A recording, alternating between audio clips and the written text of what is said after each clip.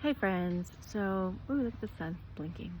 I'm currently in Pai, Thailand. Hi, I'm Maya Lila DeVento. I'm a transformational coach, and I was just hanging up laundry over here to dry because it's been raining for days and days and days, and all of our clothing was getting wet and moldy. So we're just doing all the laundry, hanging it out in the sun to hopefully dry.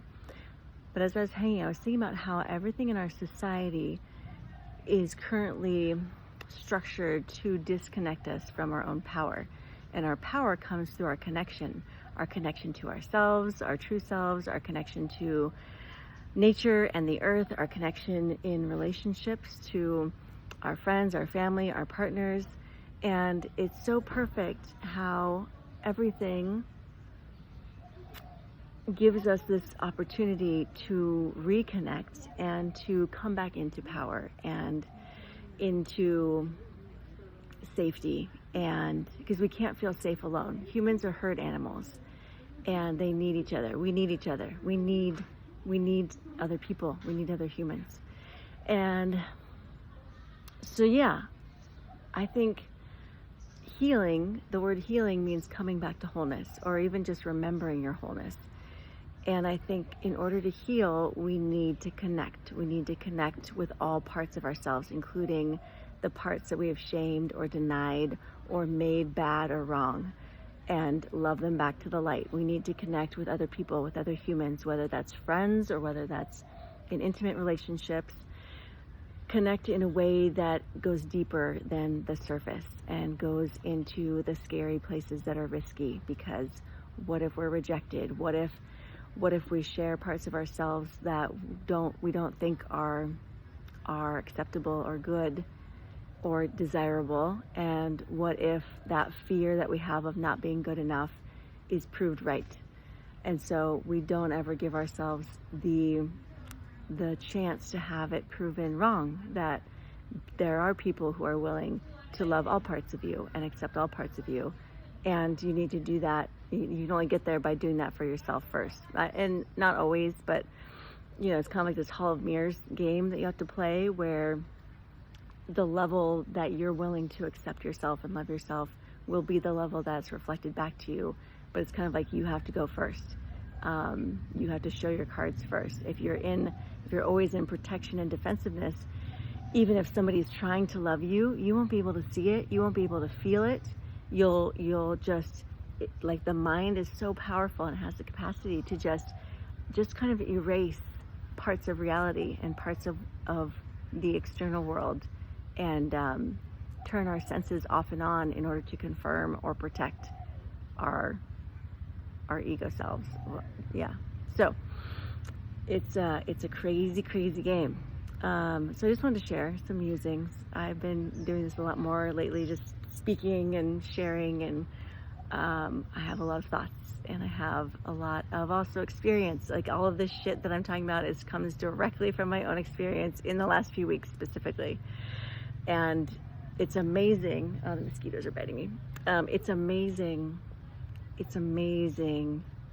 how quickly things can change when you change. Like, it's fucking insane, and it's real, and it's magical, and it's synchronistic, and there's more to the world than just what our senses perceive and just what we've been told is real by our society. Which, it's important to remember that Western society is the first society, or the only society or culture or civilization in known human history to completely disconnect itself from the divine, from God, Goddess, from nature, from ancestors, from spirits, from energy, from nature spirits, from all of this other, the mystical world that we're told. Like, the foundation of our society currently is that the material world is all that's real. Everything else is woo-woo. And that's a lie. It's a lie. It's the worst lie told to humanity, aside from you are not God. And I mean, they're pretty much the same thing on different levels. So just remember that, like, you're trying to maintain your sanity in a world that's built on lies. And that's very difficult to do. And it's very difficult to be in your power when you're constantly doubting what's real. when you know, you can feel what's real and you've experienced what's real and you know what's real, but you've been raised in a lie. It's called schizophrenia. Our whole society is schizophrenic, and the people who are sane are often labeled as the schizophrenics because they're connected to the other dimensions, the other worlds, the other realities that are not perceptible all of the time with the senses as defined by Western civilization. Also, in other cultures and civilizations, there are more than 5 senses. Like, we say 6th sense is intuition and psychic stuff, and it's kind of, spooky or kind of unexplainable and all this bullshit, or not real, woo-woo. But there's this book called, what's it called? I'm exhausted because I have not been sleeping, but by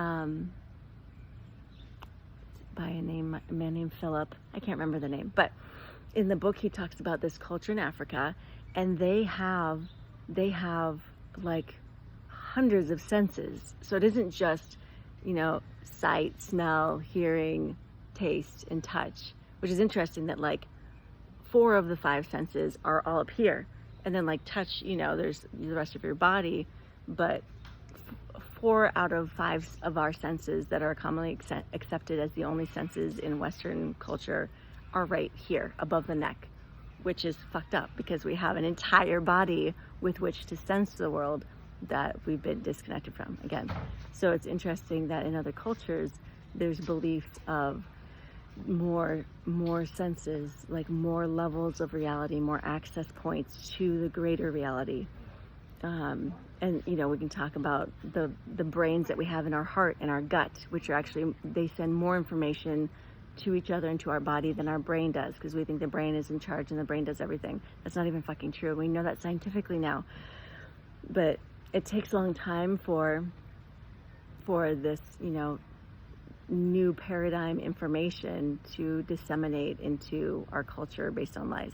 But more and more, like, that's the awakening, that's the revolution, that's the change of people realizing, like, oh, like our whole society is built on a lie. And the roots of Western civilization are Greek civilization. And Greek civilization, in the original Greek civilization, which has been massacred and destroyed, we only have access to 1% of ancient Greek writings.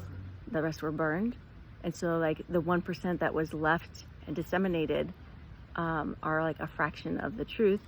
But Greek society, they had the oracles of Delphi, and every single governmental decision was made by consulting these women that were channeling divine information.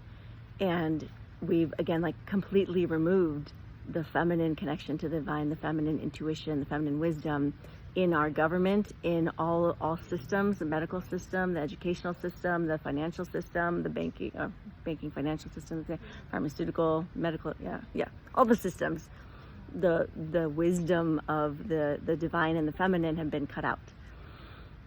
Another thing is that in ancient Greek, everyone, I think it's everyone, I'm not sure if it's everyone or just people who are able to do it, but most of society, I guess the ones, especially the ones who were in power, consulting the oracles, they were initiated into the Eleusinian mysteries, and the Eleusinian mysteries were facilitated, like this initiation was facilitated by women who made potions, so essentially witches, and these potions had entheogens, they had psychedelics in them, and so they gave you a direct experience of the divine and of your own divinity in a container that was facilitated and held by women.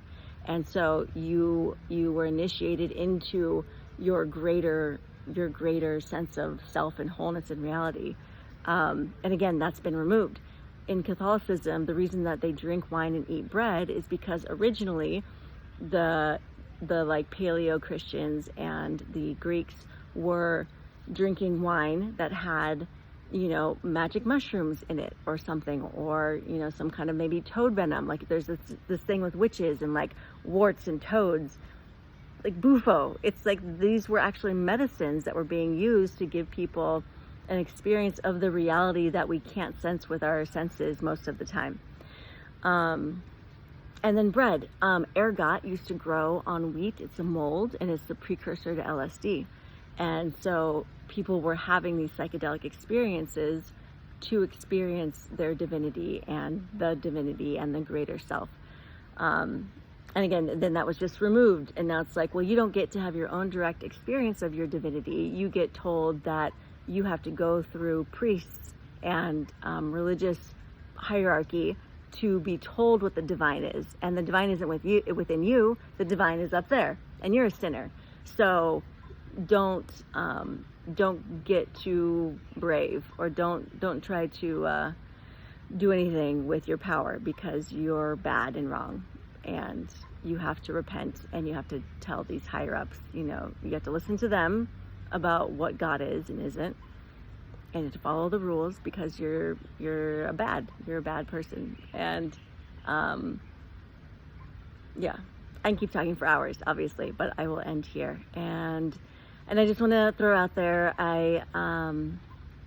if you are looking for a mentor, a way shower, a guide on your spiritual path, life journey, looking for transformation, looking for answers as to who you are, what you want out of life, I'm here to help. I've been on this journey myself for many decades now, and I mean, my friends know that, like, there's nothing I'm more committed to than my own healing and happiness, and figuring out who the fuck I am, what the fuck I want, and how I can be the highest version of myself. And when you focus on that, eventually that intense focus on yourself and becoming the highest version of yourself, you kind of go through the looking glass and it flips inside out, and then it becomes, how do I serve the world as this perfect puzzle piece that is now aligned with, like, my gifts, my beauty, my gifts that I'm here to give to the world and bring to the world. And how do I become of service from that place of authenticity and joy and my destiny, like what my destiny is to serve on this planet. So our society says, especially for women, don't spend money or time focusing on yourself, because that's selfish. You should be focused on other people. You should be taking care of your kids. You should be concerned about your family. You should be taking care of your husband.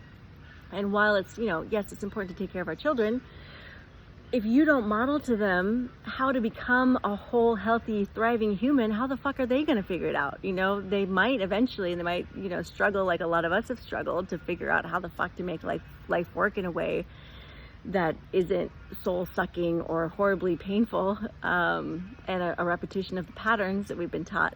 But that focus on your highest self and becoming that, and healing the parts of you that are dismembered and disassociated and fragmented, becoming the holiest, highest version of you is your greatest service to the world, I believe. And because by doing that, you're healing yourself, and fractally you're helping to heal the world in a real way, not just by fighting darkness or by fighting against the things that you don't like or that you don't believe are good. It's like, you got to stop the fight, and you have to bring yourself back to wholeness. And that's how you best serve the world, because eventually by coming into unity with yourself, you unlock your own powers and your own superpowers, and then you're able to begin to ignite that in other people. And it's like a burning candle can light, 1,000,000 candles.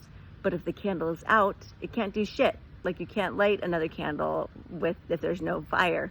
And so, like, we have to find our own fire, and we have to heal our sense of being unworthy and the fears that stop us from shining our light and from becoming all that we could be, so that we can help other people light their candles. So that's my TED Talk for today. Bye.